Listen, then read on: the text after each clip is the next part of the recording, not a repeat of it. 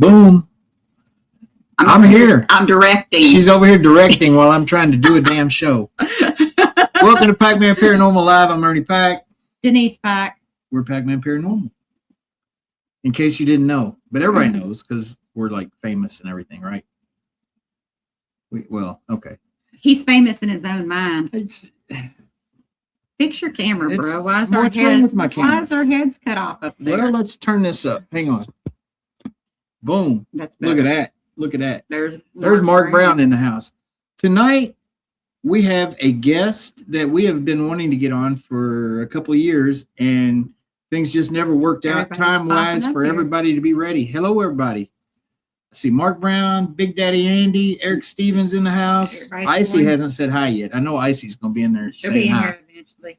But anyway, Darrell Denton, he's the founder of the Bigfoot Believers, and I forget the whole name of it, but we'll get him on here. Bigfoot Believers Group, and we'll say the whole name here in just a second. I had it on the tip of my tongue, and now I've gone stupid. But anyway, Darrell, stupid. I've gone stupid. I've gone stupid. Like you've gone crazy. I've gone stupid. But Darrell Denton, they call him the Tennessee Bigfoot Man. He does a lot. He was telling me earlier he just got back from laying between the lakes. Why don't you get him on there and let him tell his story? I was gonna give him like a proper introduction. Okay. But anyway, folks, let's welcome the Tennessee Bigfoot Man, Darrell Denton. What's up, brother? Hey, thanks again for having me on here, both of you. I'm always honored to be here. Do you see how professional we are so far? Hey, professional's not bad or good, as long as everybody's happy. Exactly. And we have a good time on this show. I think you're going to enjoy it. Well, you want to tell everybody a little bit about yourself? Yeah, I mean, I'm from Tennessee. I lived in Tennessee all my life, and had my first experience in 1992 while deer hunting that changed my life forever when a large creature come out of a cane thicket and literally scared me to death. I'd never been scared like that. But then years went by, and I didn't go in the woods for 7 years. I quit hunting, and because of that occurrence, and I started fishing regularly where I fished for years in a remote area and running into another family of these creatures. And I befriended those for nearly 5 years, and they became my very close friends, almost like family. And then I've had lots of encounters since then. My team does research, mainly in the LBL. We do some other places. In case you're not familiar with LBL, it's land between the lakes of Tennessee and Kentucky. And my team is my best friend, Ron Moorhead, who we have a radio show on Monday night together called Two Real Cryptid Legends, with our great moderator, manager, Michelle DeRochers, and my other teammate, best friend, 46 years, Martin Groves, and Mr. Mike Smith, and then Mr. Barton Nunley at times is with us also. So that's pretty much how my thing got started. That's a team of legends. That's a good gang right there. Team of legends. That's the OGs of cryptid research. Ron came up with that name, and when you have the respect for Ron Moorhead that I do, I think he's probably the most well-known person in the world when it comes to the Bigfoot. And he and I have been close friends and become really close. And I said, Ron, you name it. And that was his name that he came up with. And I was happy enough with it. I feel like he's more of a legend than I am, but I'm following in his footsteps. Well, yeah, we were fortunate enough to meet him a little over a year ago and film with him for Haunted Discoveries. And we did. And that was a great honor. We didn't get to sit and talk to him a lot, but he's definitely a person that I'd like to sit down with for a while and actually pick his brain. Get him on the show sometime. Yeah, maybe we'll get him on the show. So, but he's probably the most positive person I've ever known, and he's helped me through some situations I've been in, and I've helped him through some. But his higher energy and vibration that he believes in with his quantum physics have done a whole lot for my attitude going through a hard time. And it really has been a blessing to understand that. And if you ever want to read a book and you understand the quantum physics, read Ron's book called Quantum. It will explain a lot of things. I've read it 5 times. I'm not a book reader, but it's so interesting. Every time I've read it, I've picked up something I missed. So, yeah, I've learned a lot from it. It kind of explains the higher vibration that these creatures have over us, which we believe can send them into a quantum state of matter, which can change their physical appearance into possibly an orb or even interdimensional where you can't see them. So, absolutely. We're 100% on the same page. Yeah. Well, we're on the right track then, because we're all believing the same thing. So exactly. We've had too many experiences of actually watching them go from material like actual beings to nothing to back again. I mean, we have actually physically seen transformation happen. Well, you're pretty blessed then, because I know a lot of people that's been around them and have not witnessed that. I have witnessed a partial. Now, I have witnessed one. I know this sounds absolutely insane, but I believe I witnessed one shift shape went from the being into an opossum. And I believe that happened. And I had 2 gentlemen with me that night, and they couldn't believe what we seen. And it was pretty incredible. And then it went back the same direction and turned into the creature again. So, I don't doubt it. Nothing sounds crazy to us. Was it Greg Yost that was talking about that thing came down over the hill when everybody else was up the hill at the fort? And he said it looked like an anteater. Yeah, he said it was big and long, like it had a long snout. Had a long snout. Yeah, but he said it was bigger than looked a lot like a possum, but it was big like an anteater, like a dang wild boar or something. We were in the LBL in March of 2024, almost 2 years ago, and we were traveling down an area in the northern end. We were on the Trace, which is the main parkway that goes through there. And you may go through there at night and not see a car for an hour or maybe 6 hours. It's just desolate and it's rural out there. We're riding down this paved area that's real smooth, heading to an area that we were researching. You get lost back in there easy. If you don't know where you're at, you get on one of those roads, you'll be back in there a couple of days and won't find your way out. But I've been turned around there deer hunting, I know. Yeah, and we're riding down the road, and Martin Groves is driving. Ron Moorhead's on the front passenger seat, and I'm behind Martin, and Martin Nunley's on my right. And we're just going down the road, and all of a sudden, Martin's lights hit this creature on the side of the road on a big embankment on this 2-lane highway, and we slow down. I said, slow down. Look at what is that? And we stop. He backs up where we missed it a little bit, and I'm trying to get a picture of it. This thing is the size of a grizzly bear. It's sitting on its bottom, and it has the head of an anteater. Yeah. We've seen it. We've seen this creature, witnessed it ourselves. And I tried to get to take a picture of it, roll the window down to take a shot. And when I did, it took off running into the wood line. But Greg is correct. I have seen that type creature. I don't know what it is. That's the first one I've ever seen. I haven't seen one since, but it does exist.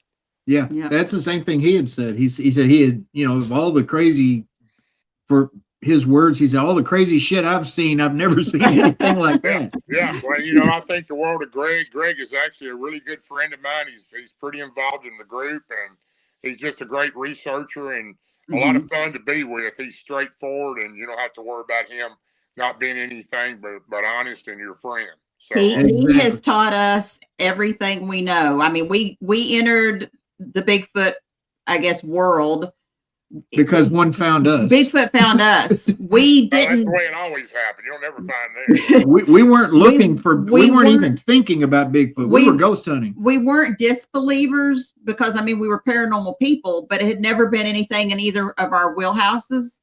And if we happened to run across one night, and even when it happened, we still didn't put 2 and 2 together to realize we had encountered a Sasquatch. We were still thinking, what is that? Until we started putting the pieces together. And even then, at that time, we were thinking ape-like, hairy, all the things. It's going to rip us to shreds. We're going to die.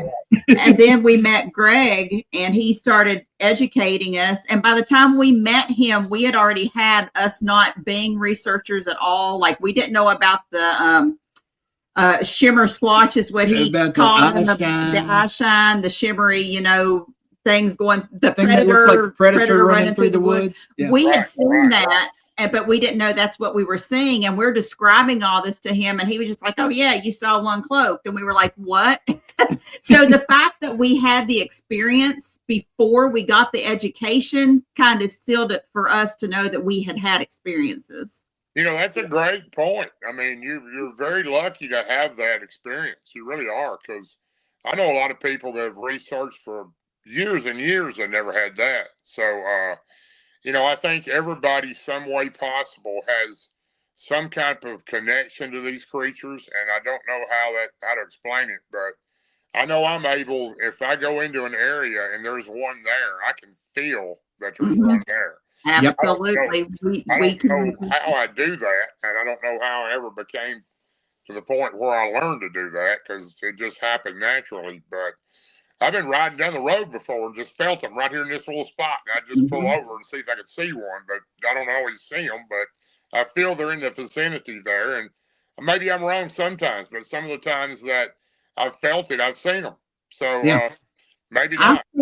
I think they're a good judge of character. I think they find us because they know who's worthy. I think they. 100%. I think that's why we are the lucky ones, because we vibrate high enough that they trust us. They want to communicate with us. Well, I know that I personally believe that they can read your intentions, and they pick up real quick if you're there to harm them, if you're there because you're curious like they are. If you have a good intention, then your chances of them allowing you to see them is a lot better.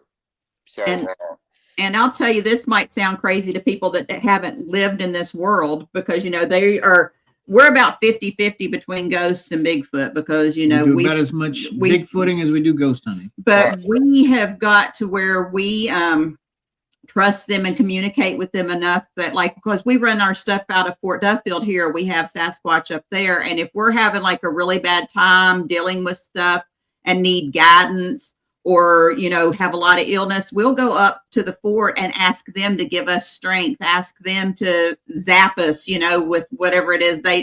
We actually turn to them to help with this type of stuff. I've known several people that have done that in the past, and I guess probably the most well-known person. Some people don't believe in him. Some people think he's not real, but I personally think he's straightforward and just a really good Christian, honest guy. And he may misconstrue some of the things, but he's very intelligent. And Dr. Matthew Johnson has been teaching this stuff for years and years, and I never heard of the guy. And I guess it was 2014 or 15. We had the very first Facebook group on Bigfoot group on Facebook. It was called Blue Ridge Sasquatch and Crypto, and it was Michael Patterson and myself. It was Michael started the group, and I helped him build it. And I was Michael knew of my encounter and what I'd been through and what I'd had it done on the river, and the Cumberland River in Tennessee, where the family of Bigfoot were my friends. And he said, "Man, you got to listen to this Matthew Johnson guy. I just heard about him." And I said, "Well, how do I find him?" He said, "You just got to hear his story. It's a lot like yours." And I never heard of Matthew Johnson. He turns out he's a psychiatrist. He's a very well-educated, super guy, and he's actually a good friend of mine now. And he's super into the Christianity and a really true servant of Jesus Christ. And he don't mind telling you that, and he really feels that way. But he has a real strong commitment and relationship with the Sasquatch family that lives on his place, and he calls them the Xanu, Xanue. I've heard of them. The ones that I met on the river, I learned that the friendly ones make the large X's in the woods or trees, and and he calls them the Xanu. I didn't know they were called the Xanu, but after watching him and his the first three CDs that I was sent of the Great Reveal 1, 2, and 3 of Dr. Matthew Johnson's lectures on these creatures, I was super impressed. And because I'd experienced a lot of the same things he had, and at that time I'd known anybody that had experienced that. So it kind of I don't know that I've experienced everything that he's put in his CDs. I know I haven't, and some of the things I don't think I ever will. But pretty incredible. This guy's incredible. If you ever get a chance, even whether you're a believer in him or not, go look up Dr. Matthew J. Johnson. Everybody calls him Dr. J. And look up The Great Reveal 1, 2, and 3. And he's even got a fourth one. But I'm going to write that down right now so I don't forget it. I've sent it to a lot of people that I know very well over the years. And just The Great Reveal 1, 2, and 3 are my favorite. Part 4 goes so far I can't keep up with it. But it's amazing. I mean, he truly has experienced really similar to what I experienced in the first 2 or 3 tapes. I didn't experience the talking with the creatures quite like he did, but you can believe what you want. It's your opportunity to take it where you want it to go. But I would encourage everyone to watch this gentleman. I do not think he's a hoaxer. I do think that there's a lot of people that experience different things with these creatures than other people do. I do think all this stuff is connected, including the paranormal, the UFO, the alien. I think it's all connected some way. And I don't know what that is, but I just think that it is. I feel it. Well, so it's all energy. Exactly. You go back, Ron teaches all the time. Ron Moorhead, again, I'm bringing him up because he's so instrumental in explaining to people how this works. He goes into the Einstein factor. Everything is created on matter, which is energy, and that's what we are, and everything is, and it can swap states. So anything that's matter can be energy, and it can change over to a different state. Exactly. Something I don't know if you've encountered this or heard of this. It was something new for us. I guess it was right after we moved into this house in 2023. We were at one of Greg Yost's campouts because he does those every once in a while. And we had someone tell us, because, as ghost hunters, spirits can follow you home from different places. Yeah. He told us, he said, well, did you know that Bigfoot could too? And we were like, what? Yep. So, we have this conversation this weekend. We spent the whole weekend in the woods, and we come home, and I wish we had loaded up the picture so we could show it. I'll have to send you it in the picture in Messenger. We came home, and we still had a lot of dust and stuff on our floor because we had just moved into this house. I have a Bigfoot footprint in my dining room after we got home. Yeah. So. Some people would say, well, y'all are crazy, but I don't think you are, because I know of too many situations. I did have Bigfoot follow me home, and I never figured out why, because I was never mean to them. I was very friendly with them, but for some reason they rejected my friendliness, and that was in 2020, and it went on for 6 weeks at my home, and it was pretty brutal. They banged on my house at 2 or 3 o'clock in the morning for almost 6 weeks every night. They did some damage to my property. They killed all my cats. They scared my horses absolutely to death. My horses wouldn't go in the stable or the barn ever again. And it was a pretty terrible 5 or 6 weeks. And Martin Groves come out and tried to help me. And I didn't sleep for weeks. And, my good friend, thank God I didn't have my children there. And, but they would come and stay with me quite a bit there. But I just couldn't have them there I'd get them home way before all that happened. But, they were staying with their mother, but I went through a pretty rough time, and I really don't think that I would have ever got over that. I think it would still been going on, but if not for my late great friend, Mr. Scott Carpenter, who I was close to, and Scott knew what was going on with me. He and I taught research on a regular basis, and Scott was very instrumental in a lot of things that I did, and I hope I was for him. And he said, rebuke them. And I said, rebuke them? And he says, yes. I had to do the same thing at my house a couple of years ago. They followed me home. And I said, well, how do I do that? I was you have to put yourself in a picture of me. I was worn out. I've been going on for 6 weeks. And it all started in Cheatham County, Tennessee, when we had a family of Bigfoot there that was terrorizing a family, a friend that we grew up with, been a buddy of mine named Billy. And he called me and said, David's got trouble. He goes out of town every week, and these Bigfoot or these creatures are coming looking in the window and scaring his girlfriend to death. And so we went down and investigated and found out that's exactly what it was. And she never even heard of a Bigfoot. So she was terrified. And we just spent a lot of time down there when things were going good. We had a gifting spot for them. They'd stayed away from the house. And then one night, all of a sudden, we're in the woods, and these orbs just come out of the air out of nowhere, about the size of beach balls, right, probably 30 foot from us, right in front of us. And they just kind of like about 6 inches to a foot off the ground. They just sat there and just pulsized, 2 of them right next to each other. And we didn't know what it was. And he was to the left of me, and I was on the ridge overlooking the gifting spot. And finally, they just went back up and disappeared. And then this possum, I didn't know it was a possum at that time.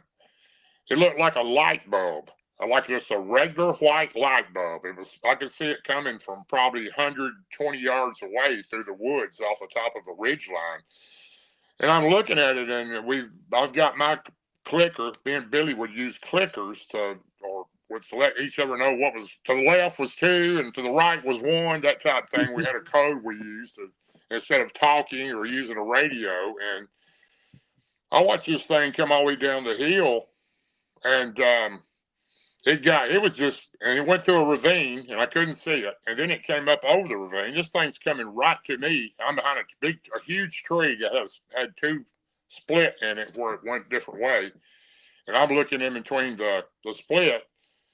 This thing's coming right to me, and it's a light bulb. That's all it looked like, a shiny light bulb. And I'm thinking, what is this thing? And it got to the point, it was about 3 foot from me. I'm behind this tree, and it's coming right to me. And I pulled out my .45 and pulled the trigger back. And about that time, Billy pops on this massive flood lamp he has. It lights up the whole woods. And when he lit it up, this thing completely turned into an opossum. Oh, wow. It looked right at me. It stood on its hind legs. It hissed at me, stuck its tongue out, and turned around and walked back the same way it came in the possum form.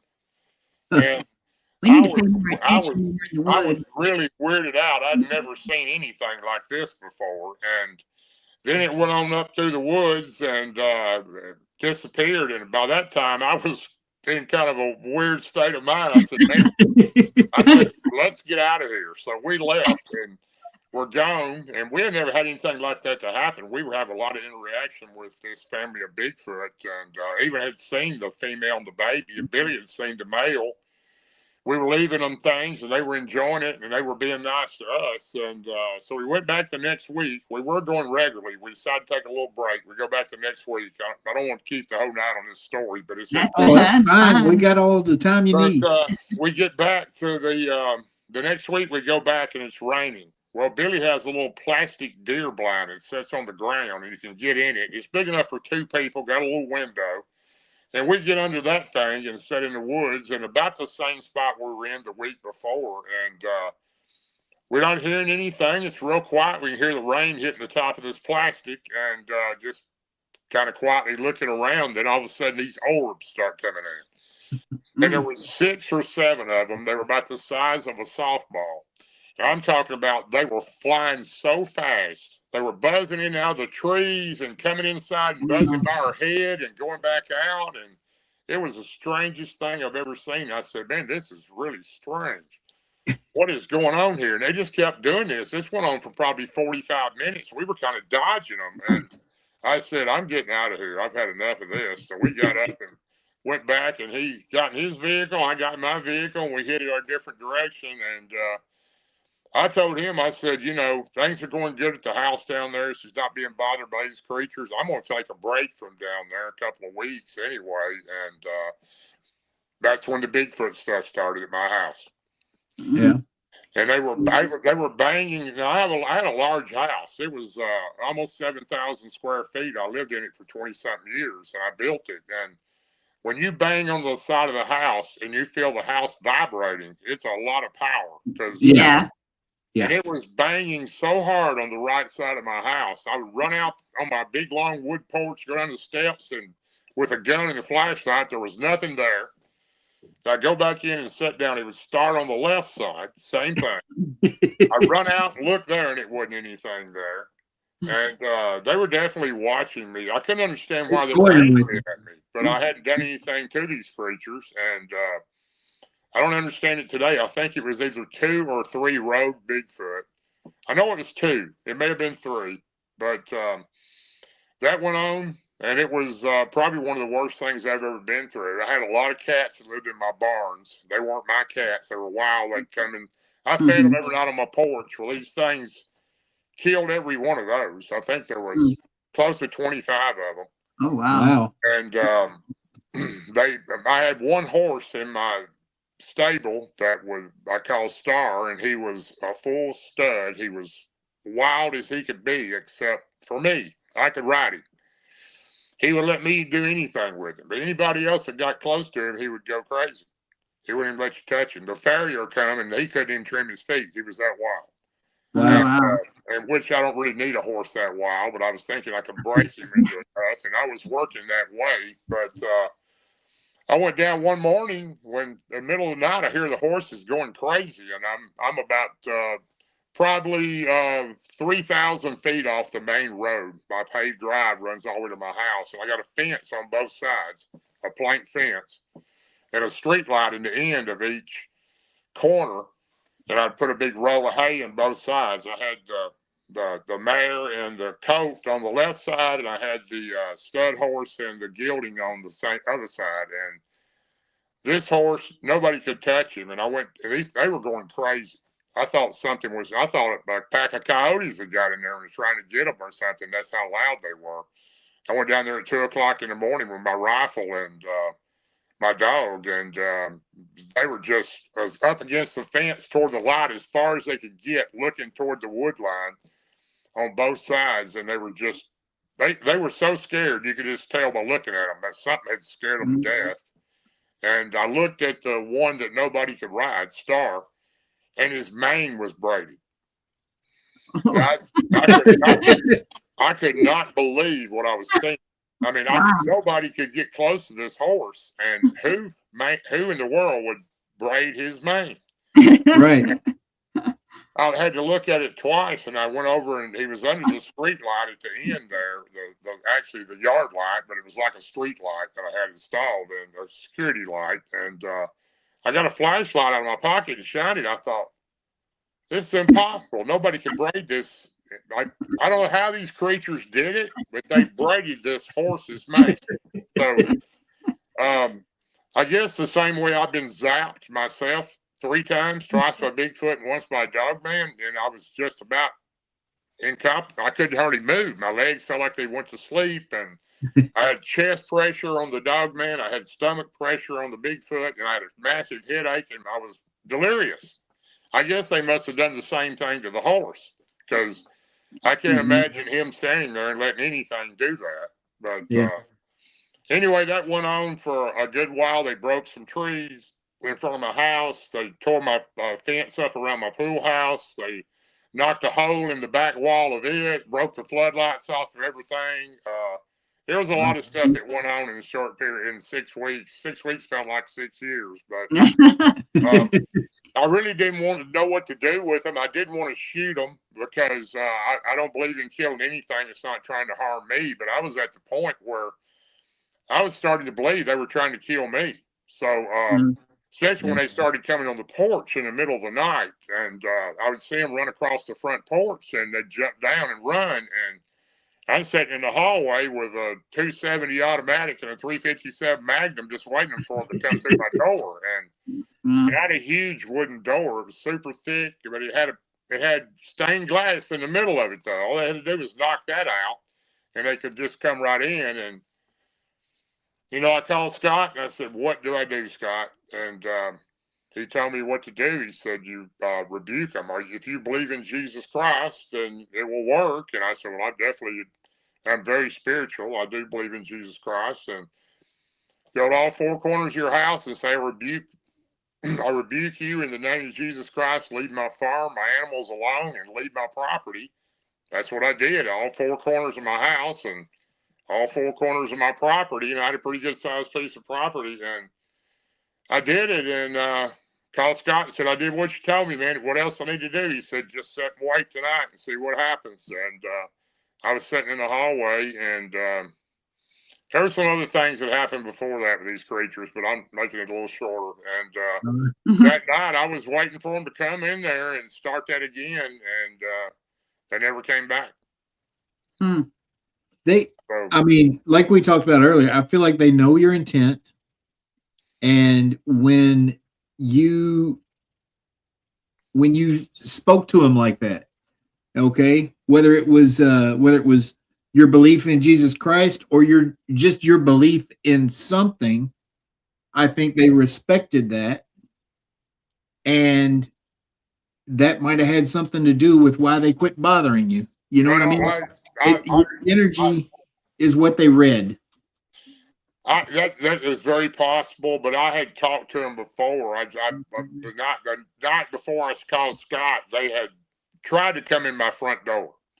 And when I went, I thought they were coming in. There was a large slam on my wooden door, and I had lights and fans on my big old huge porch, and the light would see them go by like a reflection. And I ran, and they threw something on my front door, and when I opened the door to go out, it was a goat that they threw on my front door. It was dead. I didn't have any goats. My neighbors didn't have any goats. I don't know where it came from. Where they brought that thing from? Yeah, but it was thrown on my front door. Right when I opened the door, I just stepped over it. I couldn't hardly open the door. It was against the door, and I thought it was one of them, so it was making me nervous. But anyway, I went out in the yard that night, and I said, "Look, here I am. I got my floodlights on. Come and get me. Either you or me. One of us is going down." And I sat down in the middle of the yard between my house and my barn, and it was dark, and I had my gun, and I just kept saying, I don't want any problems, but if y'all going to keep this up, come and get me. And that was probably 12 o'clock, 1 o'clock in the morning, and by daylight, I hadn't seen them, and they hadn't tried to attack me. So I don't know if it's because of their weapons or not, but that's when I realized I just had enough of it, and I called Scott, and I did the rebuking. But I do believe that worked. I know it worked, because I'd already talked to him and told him I didn't want any trouble with him, and I didn't. So I still today don't know what caused that. Yeah. There's no telling. We have a question over here. Joshua Dixon asks, are orbs common pre-seeing a Bigfoot? I don't know. I would say your yes. experience, but ours, we actually have, and this might be something crazy. I don't know if you've experienced this. We have a lot of fairies that show up in like little light orbs before we have Bigfoot experiences. Like the size of a light bulb, about that big. Well, I have been around Bigfoot many a time when I have seen orbs, either before I seen the Bigfoot. Most of the time it was before. And a few times I didn't see a Bigfoot at all, but I seen orbs, and they would be floating through. Now, I have a close friend of mine named Beth Collinsworth that's in my group. She's probably the best intuitive person I know. Her and Robin Haynes, by far the best two I've ever known, and they can pick up stuff like people I've never seen. I don't know how they have that ability, but they do, and they're very impressive. She has an orb that stays around her house 24/7. This orb never leaves. It's there in the daytime, it goes up on top of the house, and you can barely see it. In the nighttime, it goes around the house slowly. It's a blue orb, and if you blow it up like she and I have and look at it, you can see a Bigfoot's face in it. Oh, wow. So apparently, my answer to that question would be yes. I've seen lots of orbs around Bigfoot. Now, I've never seen an alien in my whole life. Lots of people have, and I do believe they exist, no doubt about that. People ask me all the time, have you seen a spaceship? Have you seen an alien? No, I never have. So I do think they're connected to them, though, because there's too many reports of them. I haven't personally seen one, and some of the areas that I've researched, I've had some very strange things happen, but again, I've never seen anything like that. But yes, orbs are connected to these creatures. Yes. Yeah. Greg Yost has got several stories about aliens and spaceships when he has encountered Bigfoot. Lots of people have, and if Greg Yeah. said that, I believe him because I know Greg's very, very truthful, and I just think the world of Greg Yost.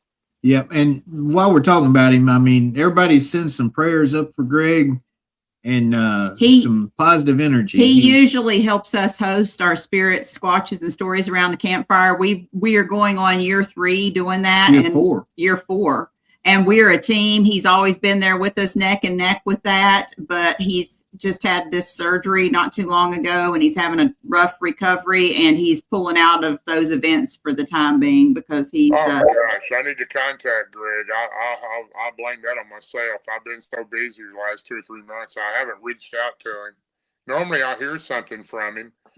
The last time I heard from Greg was Christmas. He sent me Merry Christmas, and he just had a AAA repair, and it was supposed to be, which for anybody that doesn't know what that is, it's an abdominal and I can't even talk, aortic abdominal aneurysm, and if it ruptures, that can be instant death. So he was getting close to where his was large enough that they needed to take care of it. And they thought they were going to get it done very simple. They were talking about just going through his groin, maybe 24 hours in the hospital and going home. Well, he ended up being cut open and having like a really rough recovery. He was in the hospital for like 2 weeks or something. He's finally home, but he's not 100%. And he's looking at another surgery. And we don't know what the next surgery is because he kind of let us know that. But then we haven't really spoke to him since. And we didn't really want to call him and harass him because we know he's not feeling well. Well, I'll definitely have to reach out to him because I think the world of Greg, and I'll do some praying for him and put prayers up as a group for him. So I'm surprised he hasn't reached out to me on that. I guess he doesn't want people to know. But like I say, he's like a brother to us. Yeah, we talk to him daily, almost. Yeah. 3-4 times a week. Will you give him my love and tell him I've got prayers for him, and I will try to reach out to him the next few days. Greg and I have been trying to get together for years, and maybe I need to find time just to go visit him. Yeah. He's, I'm sure he'd love it. He's had nothing but good things to say about you. I do know that. Well, we had the top 12 researchers in the world last year that was voted on. We did a complete vote for, I think there was close to 70,000 people that voted on it. That's not a great number when you compare it to all the people that are in the world that are into research. But, we had the top 12 voted on women and the top 12 voted on men as far as the greatest researchers in the world. And Greg made it in the top 12 men, and thank God I did too. And Ron Moorhead did, Martin Groves did, Martin Nunley. There was a lot of good people that made it in the top 12, but Greg was in there. And I'm just honored to have him as my friend. Yeah, that's how we feel. That's how we feel. Like she said, he taught us everything we know about the forest people. And, I think that's the first time any of us have said the forest people tonight, but that's how we all refer to them. I dress the same way myself. The real Bigfoot are the forest people. Yeah, exactly. And Greg taught us when, he was teaching us all this, they're godly people. That's the way he referred to them. They are godly people. But I can tell you this much. I truly believe, I don't know how many different types of Bigfoot out there. First of all, I'm not an expert on anything. I can only tell you what I've experienced and learned. But, I believe I know I've run into 4 or 5 different type of these creatures. And the very first one I run into was my granddad called a wood booger, and it was the meanest, ugliest, nastiest thing that I've ever encountered. And I've never seen anything like it. I hope I never see another one. But I believe I've run into 4 or 5 different types, and they say there's a lot more different types out there. So I think it's just a variable to really come up with a number, because I'm sure there's so many different ones we haven't seen. So, and of course, they're all across, 7 continents, across the world. So you got the Orang Pendak and and all the Asian small countries and the Yeti. They're named all different type things. Yep. My indigenous people that my grandmother was Lakota Sioux Indian, and they called him the hairy man, but they addressed him as the Chayutanka, which means the great elder watcher of the forest. And they had great respect for the creatures, and they worked hand in hand with them, and her people even traded with them. So they are definitely very knowledgeable. Some of them, I believe, have more intelligence than some people I know, but most definitely. they're very trustworthy. If they trust you and believe in you, you don't have to worry about them backstabbing you. They'll be friends, and it's not like you. Only thing you have to do for them is show them that you have a good meaning and you care about them and allow them to care about you. Yes. Yeah, that's one of the things that at our Spirit Squatches and Stories around the campfire events, we do. Well, first we do a cook. Go ahead. First of all, we tell people if they want an experience, they need to have just that, an experience. Put your trail cams away. Put your cell phones away. We're not here to gather evidence. We're here to have an experience. Away, all that. Let's just get out there and go naked, basically, as far as equipment and everything. Exactly. People send me, I probably get, in the summertime, I get more than I do this time of year, but I'll get at least 20 plus people I've never heard of that message me on Messenger and want to know if I'm the Darrell Denton that is into Bigfoot or Dogman or some other kind of creature. And they're sending me pictures of what they got, the tracks they got, the area they live in. They're scared to death. They can't go on their deck at night. And, I don't know the answer to everything. And so most of the time when they send me the picture of the tracks or the creature, I can usually tell what it is, but I don't always know. And I think it's pretty easy to understand how some people are so frightened of these creatures because, first of all, we're raised to believe, I was anyway, there ain't no monsters. That's a TV show.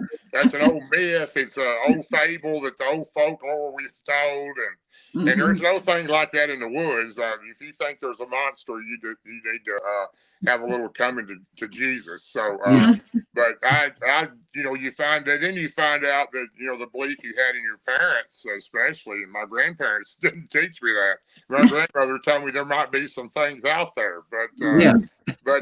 If you find out the common man, your brain doesn't completely wrap around this thing, because when you find out this thing exists, you even start second guessing yourself. Did I really see that? Was it really in the woods? Did that really happen to me? And then it's a life-changing event. And and the people that contact me are having this same PTSD for. What do I do? Where do I go? What am I supposed to do with them? They're coming on my porch. They're coming into my hen house. They're coming into my barn. They're on my property. They're scaring my kids. They're looking in the window. I mean, I get every scenario you can think of. I got one poor lady that's living in a camper somewhere in Indiana. I don't know where. But she lives in a camper on a camping site, like a camping area around a national forest, and she's there all year round. She has 2 kids in there in the camper with her. She pays to live there monthly. It's her camper, and this creature is looking in her window every night, and she is terrified. And I've been telling her since December. I said, don't be upset. Turn your porch light on. Turn every light you got on. First of all, they don't like bright lights. Go get you some game cameras, where they work or not, and put them on the trees around your property. They don't like them. Won't bother you. Right. Exactly. And she calls me every day. They're not back. You're right. They're not coming back. And she lost her power about 3 weeks ago with an ice storm. And they were there every night because she didn't have no way to recharge, and her cameras had frozen over. The part where the sun registers to revamp it. So, and the batteries were down on one of them. She had 2 that were solar, 1 that was battery. And they're back. And I said, you'll be okay. If it wanted to get in, it would already got in months ago. So it's more curious than anything. But I get these kind of things all the time. And, there's so many people out there that are frightened of these creatures. And I understand that. I do. But at the same time, if everyone would just try to be responsible and not go into a panic and understand floodlights and cameras work. And if you even just go out before you go to bed, open the door and talk to them. Hey, look, Exactly. I'm going to bed. Leave me here. alone. Yeah, I'm your friend. I'm not here to harm you. Yeah, Let me exactly. sleep tonight. I know you can hear me, and I won't bother you, and please don't bother me. And that does work. I've had people tell me, well, I did that, and they didn't come around. So, you know, they're not really, if they were vicious, you wouldn't be messaging me. They'd already be in your house and tearing your Right. door off. If they wanted to get you, you'd wind up on one of Pilates missing 411. Exactly.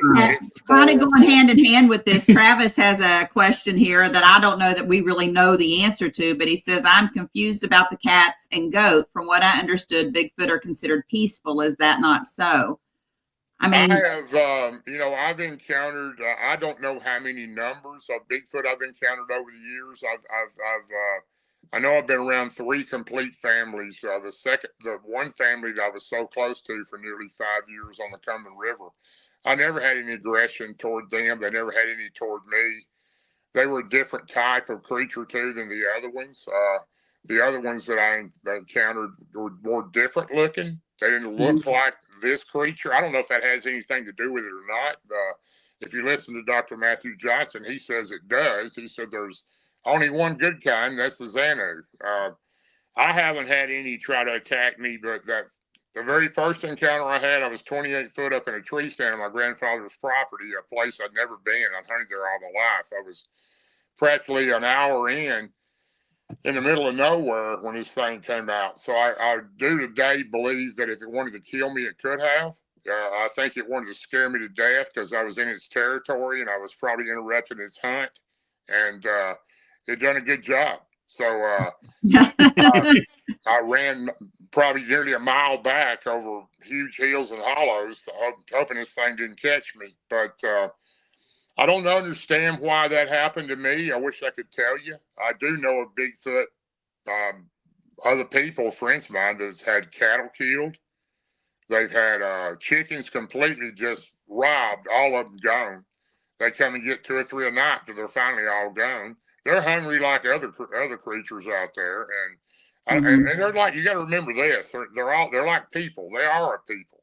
You know, there's good people, there's bad people. Bad people. You're going to encounter 2 or 3 mean ones, and then you're going to encounter 97 good ones. So you can't just relate one bad apple to the whole bunch being bad. So I don't know why these creatures did that. No, I don't know of any Bigfoot that I'm aware of killing. And it makes you wonder too, like, I mean, I can't really explain the cats. I mean, I can't really explain the goat, but maybe the goat might have been left as an offering even, you know, like, here, maybe, have some food. Here's a gift. Here's you a goat.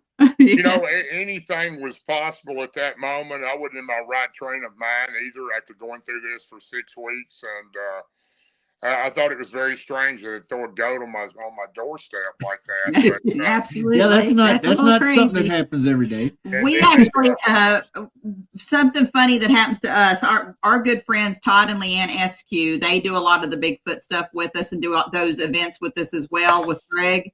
And Todd has, since the very beginning when we first introduced him to the Bigfoot world and he started going out with us, they throw things at him. They never hit him. But it's like he jumps, and now it's almost a joke. He will bring his tactical helmet to our events because there's always something. Always something gets thrown at him. And it's almost like they're laughing because they know we're getting a kick out of it.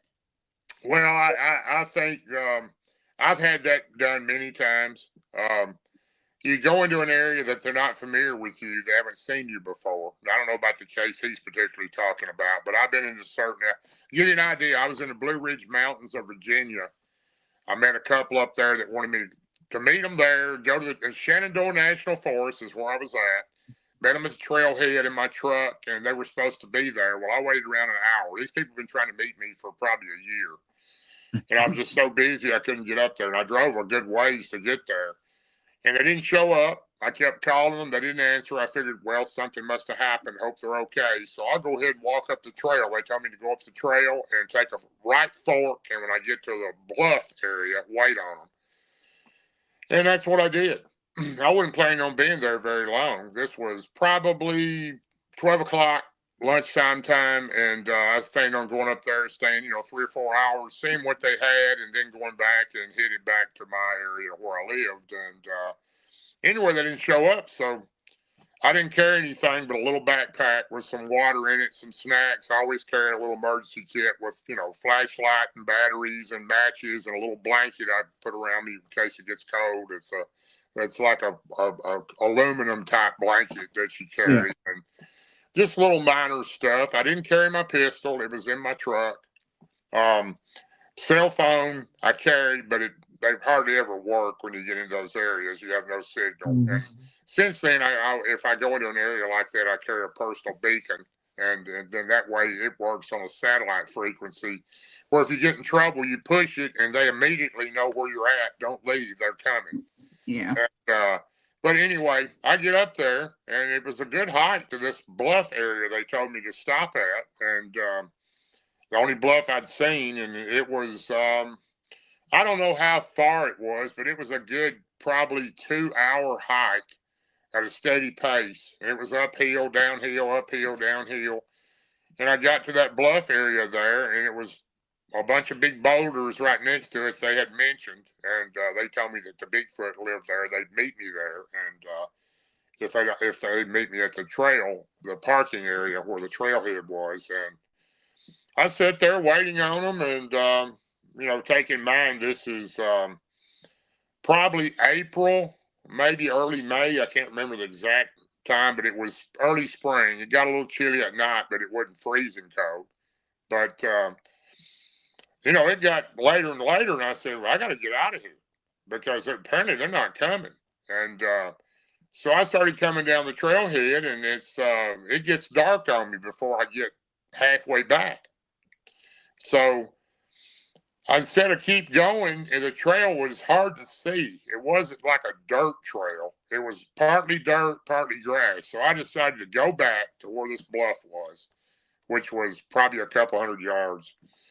And I set a little camp up, got a little fire going. I'm sitting there. And first night, had no problem whatsoever. I didn't hear anything but normal little critters around, and nothing to worry about. And the next morning, I wake up, and I started looking around this bluff area, and I'm finding these massive tracks, and they're going around to the left side of this bluff. And I went all the way around to what looked like a cave up under this bluff, but it wasn't a very tall cave. You'd had to bend down to get up in there, and I surely wouldn't crawling up in there by myself. So No, that's one thing I won't do. especially since I didn't have a gun with me either, and Right.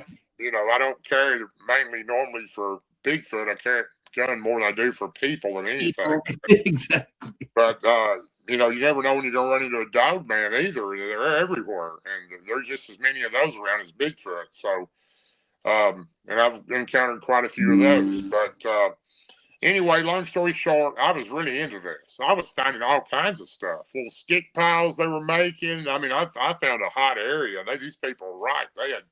They had watched these creatures several times. They just luckily run into these creatures hiking, and they were kind of friendly with them. And they didn't get real close, but they could tell they weren't trying to run them off or anything. And I got kind of involved in finding this place, and I kind of liked what I was seeing. I kind of started thinking, well, these right here might be like the ones on the river, because I was finding a few X's. And before I knew it, it was getting dark on me again. I was there really getting into the researching around this area, and I got off trail. I'd been around the bluff. I could not find how to get back on the trail.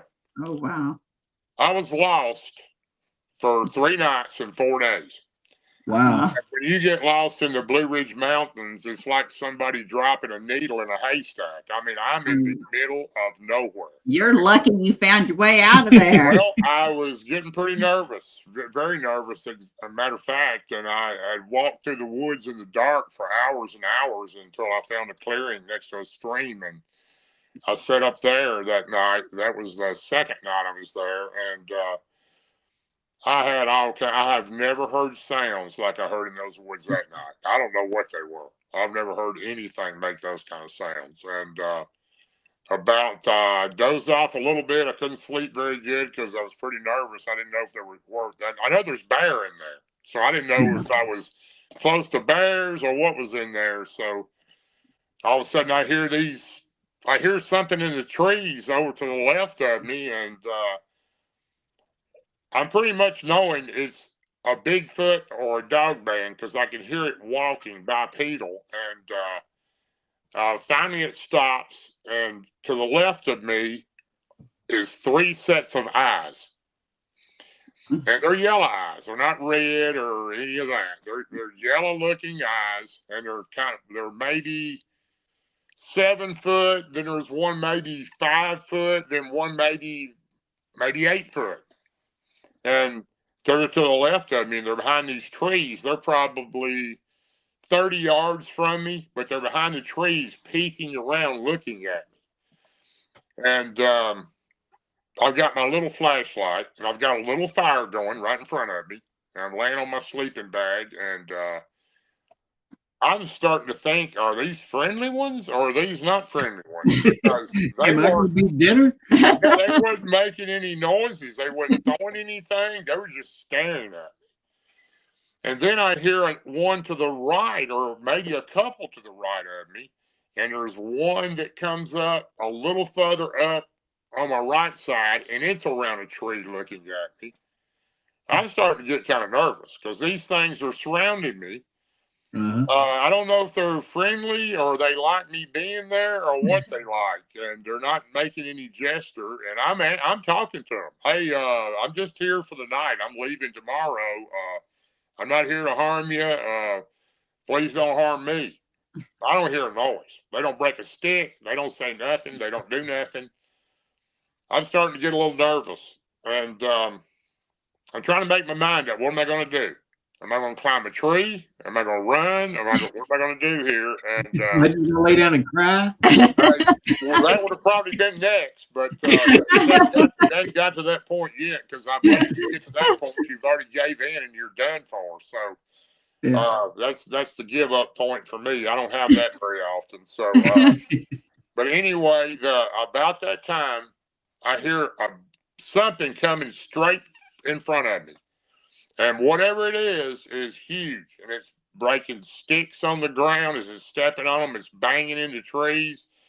And I can tell you, I remember sweat just pouring off my head because I'm thinking, what is this thing? And it's a big, big Bigfoot. It was at least 8 foot tall. It stopped and it was looking right at me. I guess it was the alpha male that was over these. They were waiting on it to get there to make the decision where they were going to eat me or not. And, and it stops and it's looking at me. And, I've always heard the red-eyed ones. I've never seen a red-eyed Bigfoot. And I know they exist because I've got friends that seen them. But this one Squash Man's is Big Red. That's the one he talks to all the time. Yeah, but these just had gold-colored, amber-colored eyes, and they were just staring at me. This big one stops, and I start saying, hey, look, I'm just here. I'm trying to find my way out of the woods. I'm not here to harm anybody. Please don't harm me. And didn't say anything. And I've got like 5 Bigfoot around me, and I don't know what they're going to do. And then I started saying, do you know Aleatha? That was the one that I knew on the river, the female that I was very close to. And I said, do you know Tobias? That was the large male on the river I was close to. And I kid you not, the big one in front of me goes, huh, and turns around and walks off, and the other ones just walk off. And I'm going, thank God for Tobias and Aleatha, because they dropping work. How do they know who they were? But we believe they all know each other because Greg Yost is like, no matter where he goes, state to state, Big Red goes with him. Like Big Red travels with him. Like, yeah, we've seen Big Red in Indiana, in Illinois, right? Tennessee. Well, all I can say is I'm glad that I was very close to Aleatha and Tobias, but these creatures, no doubt, I was running out of ammunition. I didn't know what else to do. And that's the only thing I could think of. And I said that, and they walked off. So, yeah. And, Joshua wants to know, was there any foul odors or anything with that No. encountered? no, nothing. I have encountered the foul smells a couple of times, but it's, like urine I don't or think it's something? as common as Yeah. what people seem to make it out. Like every time you see Bigfoot, the first thing you're going to notice is the smell. And They must have a Bigfoot book. yeah, I personally believe it's a type of gland on them, kind of like a skunk has, and when they get irritated, mad, or they're upset, or they don't like you, I think they have a way to. It's like a warning odor. I think that's. I don't know that, but that's my thought of what it is. And, I agree completely. I think go ahead. There have been a couple of times that we've had the smell and we've had the feeling of we need to leave here. Yeah, we're not in a good place. Whereas most of the time when we have encounters, we feel perfectly at peace. Right. We feel like they are there as protectors and not there to harm us or anything. But if we smell that smell, it does seem like it's a little more uncomfortable. Yeah, it's like, well, maybe we need to get on out of here. Well, it's just like I said earlier. They're like people. There's bad people and good people, and you're going to run into both. So, you're out in the wilderness, and these creatures, especially you got to look at it this way. There's a lot of those creatures that live deep enough in. They very rarely ever see a person. Yeah, they don't see people walking around out in their area. There's nobody out there, and if they do, it's an occasional hiker. Maybe every 3 or 4 years or something, and they just don't see enough people. So I also do, and there's a lot of Bigfoot that live in town too. Don't think it's just in the woods. So, exactly. We live on the river. We don't have anybody behind us, but we're in a town. It's a small town, but we're in a town, and we see them cloaked walking up to our back porch all the time. They don't bother us. They don't bang on our house. We don't feel in danger. Even with us having the footprint that showed up in our dining room, we never felt in danger, but they come and check on us here. I know a lot more people has had good encounters instead of bad encounters. So I'm definitely a believer that most of these creatures are peaceful people. I 100% believe that they are a hybrid people. I'm a super strong, and everybody doesn't have to agree with me on this. I'm a super strong follower, believer, close friend of Dr. Melba Ketchum. And when you have over 100 samples of DNA, including blood, saliva, and hair, I don't know how you can contaminate that many pieces of DNA and you come up with 58% human female, 42% unknown creature. It's answered for me. These are human hybrids. So that's my opinion. Somewhere we have, there it is. It's just a piece here. It's just a piece of it because he had, and we didn't save this ourselves for DNA testing or anything because, we just wanted to have it. For the sake of having I would make a suggestion to you to be very careful if you do try to have it tested. I spent a ton of money over the years, and most of these DNA labs will not tell you anything. If they find out that it is some type of creature like I just mentioned, where it shows up with a DNA register, a part human female or part human, the other known unknown, they're not going to tell you anything. They're going to send you a letter back because I've got them. Or you just spent $3,000 on 3 samples of DNA, and it's going to say, "We're not sure what this creature is. Thank you for sending your information to us." That came back as inconclusive. What that hair there, when it was analyzed, they said it was an unknown biological sample. That meaning that it did come from an animal, but it didn't match anything in their database. Well, you probably got some real Bigfoot hair, so I would keep it and consider yourself lucky to have it, and because Dr. Ketchum has, in my opinion, done everything possible with the Genome Project to prove this. And I'm not saying she didn't make some mistakes, but I will never believe that over 100 samples of DNA got contaminated. All of them are contaminated, yeah. First of all, even if hair is contaminated, you can wash it, and it still will prove what it could be or what it wouldn't be. So But when you have blood and saliva, that's pretty impressive to me. And I think the world of Dr. Kitchum, and she's a friend of mine and also in our group. So she's took a real beating over the years over what she did, and a lot of people just absolutely despise her. Well, you got a large part of the scientific community, as we were talking about briefly earlier, that think these creatures are apes because they don't fit in on the evolution wheel, and there's nowhere to put them. It doesn't fit. Where do you put them at? And of course, me being a Christian, I don't believe in the evolution wheel anyway. So I really think that it's kind of sad that the national parks, some of the national parks are starting to put up signs about them, but to allow people to know, especially the area we researched, that there could possibly be a large bipedal 8-foot or taller creature that could possibly scare you or harm you. Just be careful of them. Or there could be a dogman creature running around that might attack you or might not. Just we want you to be aware that they're here. It very well might be out there. Yeah. That's exactly right. But they don't want to do that. They don't want to admit it. And it's unfortunate because there's a lot of grandma and grandpa taking grandkids out in the woods camping. And that's where some of these people disappear. And then you wonder, well, if they'd had a sign, they might have been a little bit more alert and might not have disappeared. So, I agree completely. Yeah. We have been on an hour and 7 minutes. It's technically an hour show. We don't have to just like cut it off, but we do need to start tying it up. That's right. We could talk all night. We could talk on it, and love to have you on again. We talk more about Dogman because I mean that's something that we didn't really hardly touch on at all. Yeah, I appreciate you having me. I appreciate the audience for watching us, and I don't want to say hi to Cindy and Lori out there. Yeah, you had Cindy and Lori, and there was a couple others. I wish I'd have Greg Garachi. Greg, he's a good friend of mine from New Jersey, a good researcher. And Yvette Wilborn. Yvette is a great close friend of mine, and probably Sherry Johnson. She's probably Sherry Johnson just popped in. She's a great one, and I don't think Martin Groves is watching tonight. He's probably too wore out after the last couple of nights we've had. You wear Martin out? Is that what you did? You wore him out?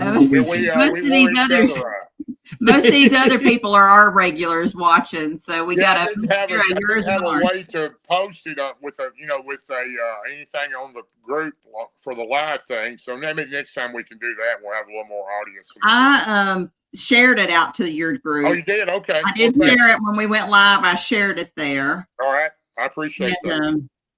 And we have a ticket crawler across the bottom for anybody watching, www.extremeticketing.com/Packman. Our next Spirit Squatches and Stories Around the Campfire is March 21st, and tickets are on sale now. Yep. $50 a person gets you 7 p.m. to 2 a.m. and tell them all about it. We have a cookout. We have a meet and greet. We build a campfire.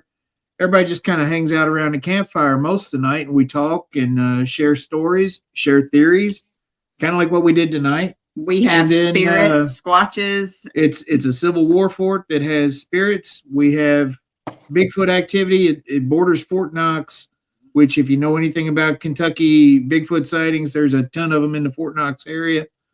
There's a ton of them at Fort Duffield. And what part of Kentucky is that in? Is that central, western, eastern? Central. We're 20 minutes from Louisville. Okay. We're down Dixie Highway from Louisville, Kentucky, down 31W. We sit right off 31W. Cody Odom just says, "Man, I'm late." Cody Odom is a good friend of mine. Hey, Cody, I meant to get with you this weekend, but Martin and I will get with you very soon. Go back and watch us. We're going to be getting off in a minute, but you can go back and watch it. Yeah, it'll be. But you can watch it late. But Darrell, we'd like to invite you to. We do those events several times a year. Like I said, the next one's March 21st. We have one May 16th, one July 11th, one. I'm trying to remember all my dates. I know there's one in September and I think November. I don't have all the dates down yet, but I would be more than happy to try to get to one of them. And my biggest problem is I've got, this is the time of year when I have conferences, and I'm getting pretty booked up from my conferences start next month, and my first one will be in Nebraska, and then I think I go to Oklahoma. I've got a whole lot of them lined up, and Ron does too, and Martin and I will be at quite a few together with Ron, and if I could find time to get there, if you find time to come this way, and you and all your team, even if it's not one of our spirits and squatches, just get with us and we'll take you up to the fort and do our own thing. Great. Yeah. You could stay here at the Real Ditto House Inn. Yeah, we'll give you a room here at the house. If it's as haunted as you say it is, I'll probably have to bring my Gothic cross and lay it on me. We're pretty active here. It is. I mean, it's very active. We were both tour guides at Waverly Hills Sanatorium, and our house is more active than Waverly Hills. Wow. Yeah. Can I sleep in my truck there? I'll be okay with that. That's what her dad wanted to do the last time he was here. My dad wouldn't stay here. He came here and did some work during the day to help us out, and I thought for sure he was staying here, and the sun started going down. He said, "Well, I'm going to the hotel. I'm gonna go get me a hotel room." I think my number one phobia is bears, because I don't want to be around grizzlies at all. But right. I don't mind being around Dog Man and Bigfoot, but I really haven't had a lot of problems with ghosts, and I've been around some of them, but I might be okay there. So they're just people. Friendly. They're friendly. They're friendly. They're just curious. They never hurt anybody. But sounds great. Thank you very much, and thank you. Thank everybody for watching. Yes, and stay on here just a second. We'll talk to you after we get off the air. Sounds good. All right, everybody, you all take care. Be good to one another. Thanks for tuning in. We'll be here again next Sunday. Me and Ernie will. I don't know for sure who we'll have yet, but yeah, she's in charge of booking a guest next week, and you know how that goes. Ain't no telling y'all. It'll be me without Ernie next week if he keeps it up. It won't be. Anyway, y'all have a good night. We love y'all. Y'all take care. And we're still here. I'm clicking the button, y'all. I promise.